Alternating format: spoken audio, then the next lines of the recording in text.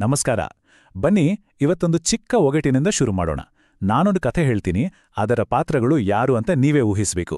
ರೆಡಿನಾ? ಸರಿ, ಹಾಗಿದ್ರೆ ಮೊದಲನೇ ಸುಳಿವು. ಕಥೆಯ ನಾಯಕನ ಹೆಸರು ಅ ಅನ್ನೋ ಅಕ್ಷರದಿಂದ ಕೊನೆಯಾಗುತ್ತೆ. ಯೋಚನೆ ಮಾಡಿ, ಯಾರಿರ್ಬೋದು? ಓಕೆ, ಮುಂದಿನ ಸುಳಿವು. ಅವರ ಹೆಂಡತಿಯ ಹೆಸರು ಸ ಅಕ್ಷರದಿಂದ ಶುರುವಾಗುತ್ತೆ. ಅಷ್ಟೇ ಅಲ್ಲ, ಅವರ ಜೊತೆ ಲ ಅಕ್ಷರದಿಂದ ಶುರುವಾಗೋ ಹೆಸರಿನ ಒಬ್ಬ ಸಂಬಂಧಿಕ ಕೂಡ ಪ್ರಯಾಣ ಬೆಳೆಸ್ತಾರೆ. ಈಗೇನಾದ್ರೂ ಹೊಳಿತಾ? ಇನ್ನೂ ಕೊನೆಯ ಸುಳಿವು. ಇವರು ತಮ್ಮ ಊರಿಂದ ಗಡಿಪಾರಾದಾಗ ನ ಅಕ್ಷರದಿಂದ ಹೆಸರು ಕೊನೆಗೊಳ್ಳುವ ಒಬ್ಬ ರಾಜ ಆ ಹೆಂಡತಿಯನ್ನ ಅಪಹರಿಸ್ತಾನೆ.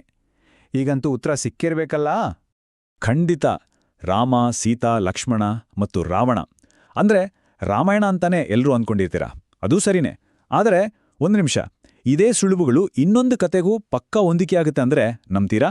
ಹೌದು, ಪ್ರವಾದಿ ಅಬ್ರಹಾಂ ಅವರ ಪತ್ನಿ ಸಾರಾ, ಸಂಬಂಧಿಕ ಲೋತ್ ಮತ್ತು ಫೇರೋ ರಾಜನ ಕತೆಗೂ ಇದು ಅನ್ವಯವಾಗುತ್ತೆ. ಆಶ್ಚರ್ಯ ಆಯ್ತಾ? ಜುಡಾಯಿಸಂ, ಕ್ರಿಶ್ಚಿಯಾನಿಟಿ ಮತ್ತು ಇಸ್ಲಾಂ, ಈ ಮೂರು ಧರ್ಮಗಳಿಗೂ ಮೂಲಪುರುಷರಾದ ಅಬ್ರಹಾಂ ಅವರ ಕತೆ ಇದು. ಈ ಅಬ್ರಹಾಂ ಅವರ ಕಥೆ ತರನೇ ಈ ಮೂರು ಧರ್ಮಗಳು ಬೇರೆ ಕೆಲವು ಪ್ರಮುಖ ಕಥೆಗಳನ್ನು ಕೂಡ ಹಂಚಿಕೊಳ್ಳುತ್ತವೆ.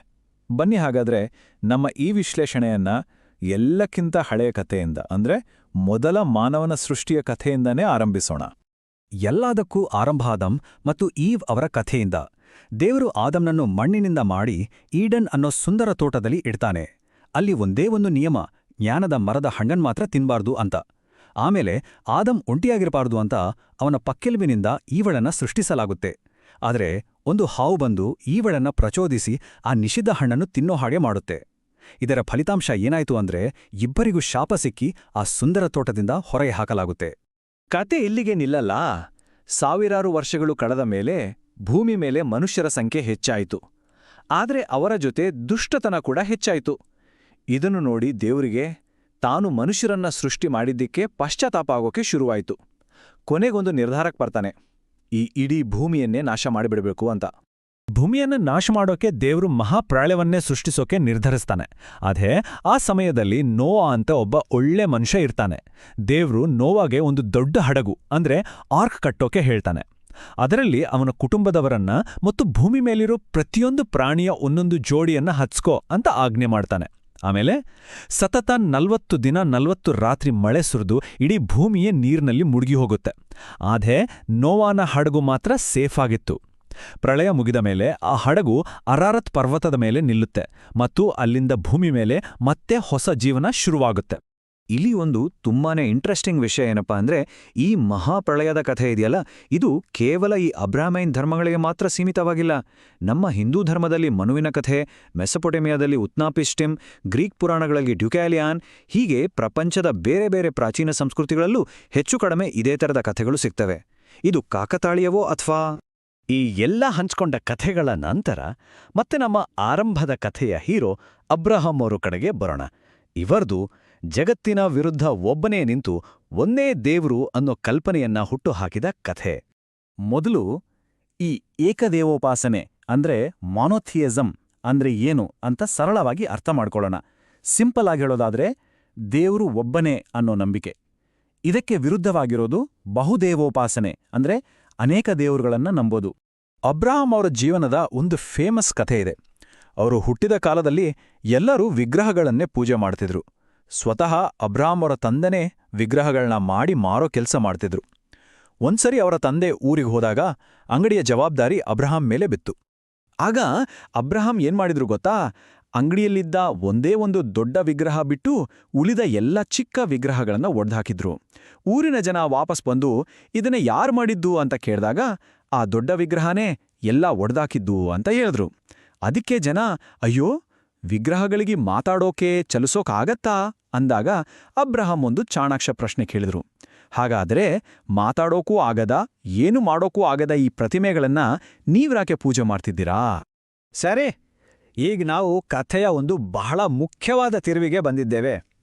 ಅಬ್ರಹಾಂ ಅವರ ವಂಶ ಹೇಗೆ 2 ಭಾಗವಾಗಿ ಇವತ್ತಿನ 3 ದೊಡ್ಡ ಧರ್ಮಗಳಿಗೆ ಅಡಿಪಾಯ ಹಾಕಿತು ಅನ್ನೋದನ್ನ ನೋಡೋಣ. ನೋಡಿ, ಅಬ್ರಹಾಂಗೆ 2 ಗಂಡು ಮಕ್ಕಳು, ಹಗರಳ ಮಗ ಇಸ್ಮಾಯಿಲ್ ಮತ್ತು ಸಾರಳ ಮಗ ಐಸಾಕ್. ಇಸ್ಲಾಂ ಧರ್ಮದವರು ತಮ್ಮ ಆಧ್ಯಾತ್ಮಿಕ ವಂಶವನ್ನ ಇಸ್ಮಾಯಿಲ್ ಅವರಿಂದ ಗುರುತಿಸಿದ್ರೆ, ಜುದಾಯಿಸಂ ಮತ್ತು ಕ್ರಿಶ್ಚಿಯಾನಿಟಿ ಧರ್ಮದವರು ತಮ್ಮ ವಂಶವನ್ನ ಐಸಾಕ್ ಅವರಿಂದ ಗುರುತಿಸ್ತಾರೆ. ಅಂದ್ರೆ ಇಲ್ಲಿ ಮುಖ್ಯವಾದ ಪಾಯಿಂಟ್ ಏನು ಅಂದ್ರೆ, ಈ ಮೂರೂ ಧರ್ಮಗಳು ತಮ್ಮ ಬೇರನ್ನ ಅಬ್ರಹಾಂರಲ್ಲೇ ಕಾಣುತ್ತವೆ. ಇನ್ನು ನಮ್ಮ ಚರ್ಚೆಯ ಕೊನೆಯ ಭಾಗ. ಇಲ್ಲಿ ನಾವು ಧರ್ಮಗ್ರಂಥಗಳ ಸಂಕೀರ್ಣತೆ ಮತ್ತು ಅವುಗಳನ್ನು ನಾವು ಹೇಗೆ ಅರ್ಥ ಮಾಡ್ಕೊಳ್ತೀವಿ ಅನ್ನೋದ್ರ ಬಗ್ಗೆ ಮಾತಾಡೋಣ. ಯಾಕೆಂದ್ರೆ ಒಂದೇ ಗ್ರಂಥ ಶಾಂತಿಗೂ ಕಾರಣ ಆಗ್ಬೋದು, ಸಂಘರ್ಷಕ್ಕೂ ಕಾರಣ ಆಗ್ಬೋದು. ಹೇಗೆ? ಇದನ್ನ ಅರ್ಥ ಮಾಡ್ಕೊಳ್ಳೋಕೆ ಮೊದಲು ಕೆಲವು ಪದಗಳನ್ನ ಸ್ಪಷ್ಟಪಡಿಸಿಕೊಳ್ಳೋಣ. ಕಾಫಿರ್ ಅನ್ನೋದು ಅರೇಬಿಕ್ ಪದ. ಇದರ ನೇರ ಅರ್ಥ ದೇವರನ್ನ ನಂಬದವನು ಅಥವಾ ನಾಸ್ತಿಕ. ಇದರರ್ಥ ಬೇರೆ ಧರ್ಮದವರಲ್ಲ, ಬದಲಿಗೆ ದೇವರ ಅಸ್ತಿತ್ವವನ್ನೇ ಪ್ರಶ್ನೆ ಮಾಡುವರು.